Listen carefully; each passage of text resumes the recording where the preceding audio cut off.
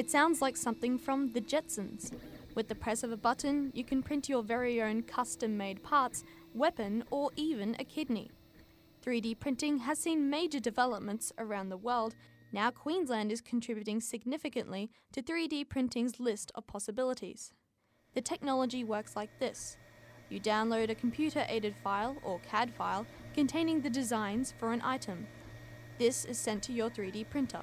It prints your item following your design, building it layer by layer. It sounds simple enough, but it is processes like these that are offering new possibilities in areas such as architecture, the creative industries, and medicine. One such medical use is that of biofabrication. Simply put, biofabrication uses 3D printers to create synthetic body tissue.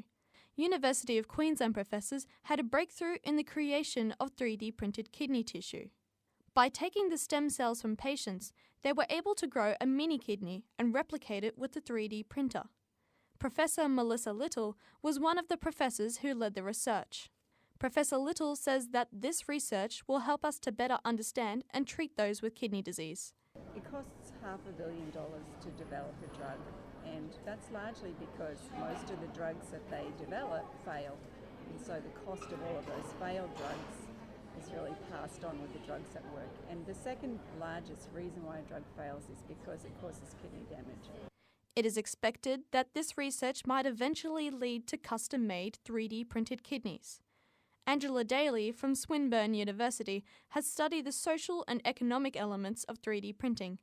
She says that biofabrication offers many benefits in customization. No one is exactly the same as each other in how our bodies are and how they function. And so, for instance, being able to have customized replacements or customized organs being created for you that specifically fits your body, I think that's going to be a really important area.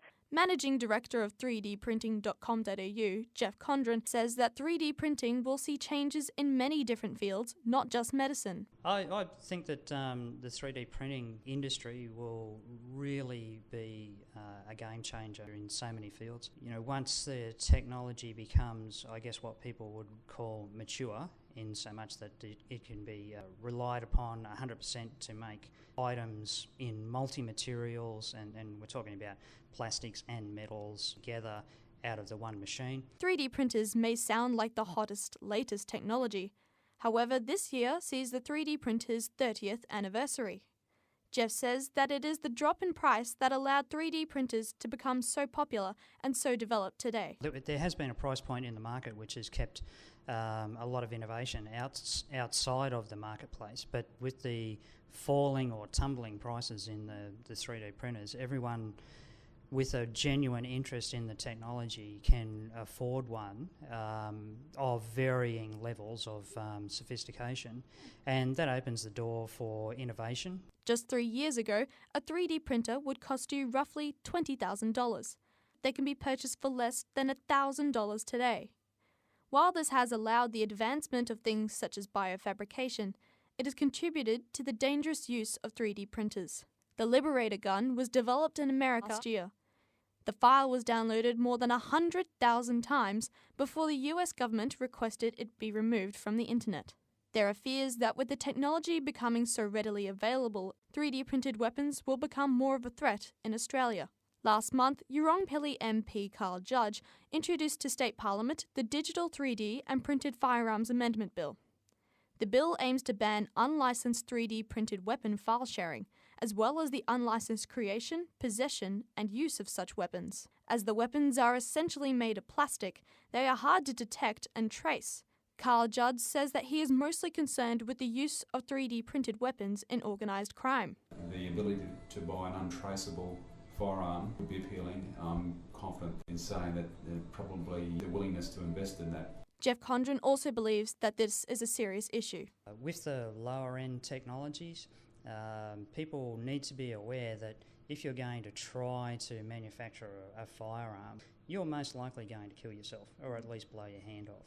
Angela Daly believes that by making 3D printers themselves block the printing of weapons, the situation could be prevented.